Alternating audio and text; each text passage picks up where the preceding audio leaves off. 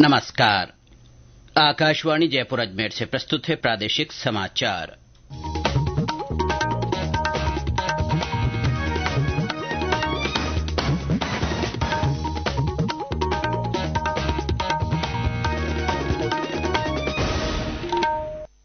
मुख्य समाचार। प्रधानमंत्री नरेंद्र मोदी ने ग्लोबल साउथ देशों से एक दूसरे की ताकत बनने के लिए एकजुट होने का आह्वान किया।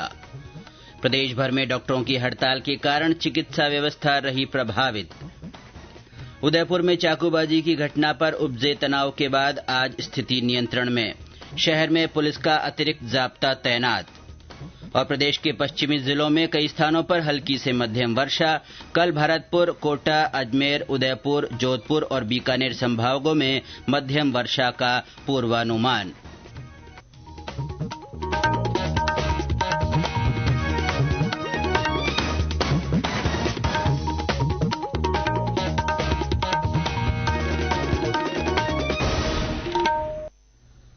समाचारों के साथ मैं अब्दुल हनीफ और अब समाचार विस्तार से। प्रधानमंत्री नरेंद्र मोदी ने ग्लोबल साउथ देशों के एकजुट होने तथा एक दूसरे की ताकत बनने का आह्वान किया है। प्रधानमंत्री ने आज तीसरे वॉइस ऑफ ग्लोबल साउथ सम्मेलन में अपने वर्चुअल संबोधन में अनिश्चितता और चुनौतीपूर्ण मौजूदा वैश्विक माहौल पर चिंता व्यक्त की। श्री मोदी ने जोर देकर कहा कि ये देश जलवायु परिवर्तन के साथ साथ स्वास्थ्य सुरक्षा, खाद्य सुरक्षा और ऊर्जा सुरक्षा की चिंताओं का सामना कर रहे हैं। चारों ओर अनिश्चितता का माहौल है। फूड सिक्योरिटी और एनर्जी सिक्योरिटी की चिंताएं भी है। आतंकवाद, अतिवाद और अलगाववाद हमारे समाजों के लिए गंभीर खतरा बने हुए हैं। टेक्नोलॉजी डिवाइड और टेक्नोलॉजी से जुड़ी नई आर्थिक और सामाजिक चुनौतियां भी सामने आ रही। प्रधानमंत्री ने आश्वासन दिया कि भारत ग्लोबल साउथ के सभी देशों के साथ अपने अनुभव और क्षमताओं को साझा करने के लिए प्रतिबद्ध है। उन्होंने कहा कि शिक्षा, क्षमता निर्माण और कौशल विकास के क्षेत्रों में ग्लोबल साउथ देशों के साथ साझेदारी में उल्लेखनीय प्रगति हुई है। प्रधानमंत्री ने विश्वास व्यक्त किया कि आज की चर्चा इन देशों द्वारा निर्धारित लक्ष्यों को प्राप्त करने के प्रयासों को बढ़ावा देगी। श्री मोदी ने भारत की ओर से एक व्यापक वैश्विक विकास समझौते का भी प्रस्ताव रखा। उन्होंने कहा कि इस समझौते की नींव भारत की विकास यात्रा और विकास साझेदारी के अनुभव पर आधारित होगी। शिखर सम्मेलन में ग्लोबल साउथ के सभी देशों के विकास चुनौतियां, प्राथमिकताओं और समाधानों पर विचार विमर्श जारी रखेंगे। इस शिखर सम्मेलन का विषय सतत भविष्य के लिए सशक्त ग्लोबल साउथ है। कोलकाता में महिला रेजिडेंट डॉक्टर की हत्या के विरोध में आज प्रदेश के सरकारी और निजी डॉक्टर कार्य बहिष्कार पर रहे। घटना के विरोध में रेजिडेंट डॉक्टर पहले से ही हड़ताल पर हैं। भरतपुर जिले के आरबीएम अस्पताल, जनाना अस्पताल सहित विभिन्न अस्पतालों में चिकित्सक सेवाएं प्रभावित रही। बीकानेर के पीबीएम अस्पतालों में वरिष्ठ चिकित्सकों की छुट्टी रद्द कर दी गई है। बालोतरा, डूंगरपुर, झालावाड़, भीलवाड़ा में भी चिकित्सकों की हड़ताल के कारण अस्पतालों में मरीजों को परेशानी का सामना करना पड़ रहा है। दौसा में ओपीडी सेवाएं पूरी तरह बाधित रही, हालांकि इमरजेंसी सेवाएं जारी रही। सवाईमाधोपुर में चिकित्सकों ने दोषियों की गिरफ्तारी की मांग को लेकर ज्ञापन दिया। चित्तौड़गढ़ और नागौर में चिकित्सकों और नर्सिंग कर्मियों ने काली पट्टी बांधकर विरोध प्रदर्शन किया। श्रीगंगानगर में प्रशासन की ओर से हड़ताल के मद्देनजर आवश्यकता होने पर ऑन कॉल डॉक्टर बुलाने और यूटीबी तथा पीएचसी से चिकित्सक बुलाने के निर्देश जारी किए हैं। चिकित्सकों के राष्ट्रव्यापी कार्य बहिष्कार को लेकर राज्य में स्वास्थ्य सेवाओं को सुचारू रखने के लिए चिकित्सा और स्वास्थ्य विभाग द्वारा समुचित व्यवस्थाएं सुनिश्चित की गई हैं। चिकित्सा और स्वास्थ्य मंत्री गजेंद्र सिंह खींवसर ने कहा कि प्रदेश भर में स्वास्थ्य सेवाओं को सामान्य बनाए रखने के लिए वैकल्पिक व्यवस्थाएं की गई है। चिकित्सा विभाग की अतिरिक्त मुख्य सचिव शुभ्रा सिंह ने बताया कि सभी जिला अस्पतालों और अन्य चिकित्सा संस्थाओं में आईपीडी और आपातकालीन सेवाएं संचालित की गई। कुछ जिलों में ओपीडी सेवाएं भी सुचारू रही। केंद्रीय स्वास्थ्य मंत्रालय ने प्रदर्शनकारी डॉक्टरों को उनकी सुरक्षा सुनिश्चित करने के लिए हर संभव प्रयास करने का आश्वासन दिया है। स्वास्थ्य मंत्रालय ने प्रदर्शनकारी डॉक्टरों से जनहित में काम पर लौटने का आग्रह किया है। मंत्रालय ने कहा कि स्वास्थ्य पेशेवरों की सुरक्षा सुनिश्चित करने के उपायों का सुझाव देने के लिए एक समिति बनाई जाएगी। साथ ही राज्य सरकारों सहित सभी हितधारकों से सुझाव आमंत्रित किए जाएंगे। विभिन्न डॉक्टर्स एसोसिएशन ने कार्यस्थल पर स्वास्थ्य कार्मिकों की सुरक्षा और संरक्षा को लेकर अपनी मांगे रखी हैं। मंत्रालय ने स्वास्थ्य पेशेवरों की सुरक्षा सुनिश्चित करने के लिए हर संभव प्रयास करने का आश्वासन दिया है। चीन के पेइचिंग में आयोजित 17वें अंतर्राष्ट्रीय पृथ्वी विज्ञान ओलंपियाड में भारतीय छात्रों के दल ने 3 स्वर्ण, 2 रजत और 3 कांस्य पदक जीते हैं। ओलंपियाड का आयोजन 8 से 16 अगस्त के बीच हुआ। 4 सदस्यों वाली टीम में राजस्थान सहित गुजरात, केरल और छत्तीसगढ़ के छात्र शामिल थे। अर्थ सिस्टम प्रोजेक्ट और इंटरनेशनल टीम फाइल्ड इन्वेस्टिगेशन वाली श्रेणियों में उन्हें ये पुरस्कार मिले। पृथ्वी विज्ञान राज्य मंत्री डॉक्टर जितेंद्र सिंह ने इस अवसर पर भारतीय टीम को बधाई दी है। ये समाचार आकाशवाणी जयपुर अजमेर से प्रसारित किए जा रहे हैं। उदयपुर शहर में कल उपजे तनाव के बाद आज स्थिति नियंत्रण में है। शांति व्यवस्था के लिए जगह जगह पुलिस जाब्ता तैनात किया गया है। जोनल मजिस्ट्रेट के साथ रिजर्व पुलिस बल के अतिरिक्त जाब्ते को लगाया गया है। उदयपुर से हमारे संवाददाता ने बताया कि नगर निगम में आरोपी के परिवार को नोटिस देकर अवैध निर्माण ध्वस्त कर दिया है। इधर जिला प्रशासन ने आगामी आदेश तक सरकारी और निजी स्कूलों में अवकाश घोषित किया है। उदयपुर के निकटवर्ती जिलों में भी इस घटना के बाद सतर्कता बढ़ा दी गई है। गौरतलब है कि कल एक छात्र को सहपाठी द्वारा चाकू मारने की घटना के बाद उदयपुर में स्थिति तनावपूर्ण हो गई थी। इस बीच जयपुर के सवाई मानसिंह अस्पताल से 3 सदस्यीय चिकित्सकों के दल को उदयपुर भेजा गया है।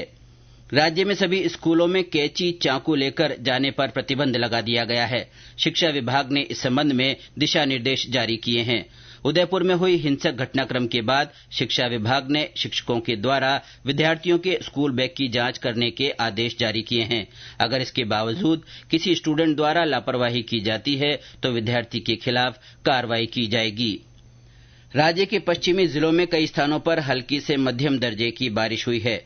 यहां बीते 24 घंटे के दौरान सबसे ज्यादा 14 सेंटीमीटर बारिश जैसलमेर के नाचना और लाठी में हुई। इसके अलावा पोखरण में 12, बीकानेर के नोखा में 9, नागौर के जायल में 8 सेंटीमीटर पानी बरसा। जैसलमेर के नाचना नहरी क्षेत्र में आज कभी तेज तो कभी रिमझिम बारिश हुई। टोंक के बीसलपुर बांध में पानी की आवक बनी हुई है। बांध का जलस्तर 313.11 आरएल मीटर हो गया है। मौसम विभाग के अनुसार कल कोटा, भरतपुर, अजमेर, उदयपुर, जोधपुर और बीकानेर संभागों में हल्की से मध्यम वर्षा का पूर्वानुमान है। बीकानेर के नोखा में आज शाम 4 बालिकाओं की तालाब में डूबने से मौत हो गई। राणासर तालाब में ये बच्चियां पानी भरने गई थीं। इस दौरान पैर फिसलने और एक दूसरे को बचाने के चक्कर में ये हादसा हुआ। सवाई माधोपुर में अतिवृष्टि के बाद खरीफ फसलों में फड़का कीट की आशंका को देखते हुए कृषि विभाग की ओर से कीट से बचाव के लिए दिशा निर्देश जारी किए गए हैं। कृषि विभाग से मिली जानकारी के अनुसार खेतों के किनारे कचरा, अलाव या पुराने टायर जलाकर फड़का कीट का प्रकोप कम किया जा सकता है। विभाग ने किसानों को सलाह दी है कि वे कृषि पर्यवेक्षक सहायक अधिकारी की सलाह के बिना रासायनिक कीटनाशकों का इस्तेमाल न करें। राज्य में त्योहारी सीजन के दौरान मापतोल में गड़बड़ी रोकने के लिए कंज्यूमर केयर अभियान शुरू किया गया है। खाद्य और उपभोक्ता मामलात मंत्री सुमित गोदारा के निर्देश पर आज से 27 अगस्त तक पूरे राज्य में यह अभियान चलाया जाएगा। इस अभियान में शिकायत का निराकरण 3 घंटे में किया जाएगा। अजमेर में महिला पुलिसकर्मियों के लिए रक्षाबंधन पर कल और परसों का अवकाश घोषित किया गया है। जिला पुलिस अधीक्षक देवेंद्र कुमार बिश्नोई ने इस संबंध में आदेश जारी किए हैं। महिला पुलिसकर्मियों ने पुलिस अधीक्षक के इस आदेश की प्रशंसा करते हुए उन्हें धन्यवाद दिया है। टोक्यो पैरालंपिक के स्वर्ण पदक विजेता सुमित अंतिल और shot put star Bhagyashree Jadhav Paris Paralympic के उद्घाटन समारोह में भारतीय दल के ध्वजवाहक होंगे। पैरालंपिक खेल 28 अगस्त से 8 सितंबर तक होंगे। इन खेलों में 84 एथलीट भारत का प्रतिनिधित्व करेंगे। पैरालंपिक खेलों में देश का यह अब तक का सबसे बड़ा दल है। टोक्यो पैरालंपिक में कुल 54 एथलीटों ने देश का प्रतिनिधित्व किया था। सुमित पुरुषों की भाला फेंक F64 श्रेणी में मौजूदा पैरालंपिक चैंपियन हैं। दूसरी ओर भाग्यश्री ने 2022 एशियाई पैरा खेलों में शॉटपुट F34 श्रेणी में रजत पदक जीता और टोक्यो पैरालंपिक में 7वें स्थान पर रही।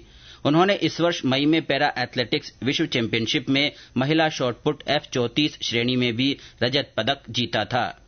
भारतीय वायुसेना IAF और भारतीय सेना ने संयुक्त रूप से 15,000 फीट ऊंचाई वाले क्षेत्र में क्रिटिकल ट्रॉमा केयर क्यूब का पहली बार पैराड्रॉप ऑपरेशन किया। In critical trauma care cubes को भारत स्वास्थ्य पहल प्रोजेक्ट भीष्म के तहत स्वदेशी रूप से विकसित किया गया है। रक्षा मंत्रालय ने कहा कि ये ऑपरेशन प्रधानमंत्री नरेंद्र मोदी के मानवीय सहायता और आपदा प्रभावित क्षेत्रों में महत्वपूर्ण सेवाएं प्रदान करने के लिए आयोजित किया गया है। ऑपरेशन के दौरान IAF ने क्यूब को एयरलिफ्ट करके और सटीक रूप से पैराड्रॉप करने के लिए अपने उन्नत सामरिक परिवहन विमान C-130 जे सुपर हरक्यूलिस का उपयोग किया। प्रधानमंत्री नरेंद्र मोदी इस महीने की 25 तारीख को आकाशवाणी के मन की बात कार्यक्रम में अपने विचार साझा करेंगे। ये इस मासिक रेडियो कार्यक्रम की 113वीं कड़ी होगी।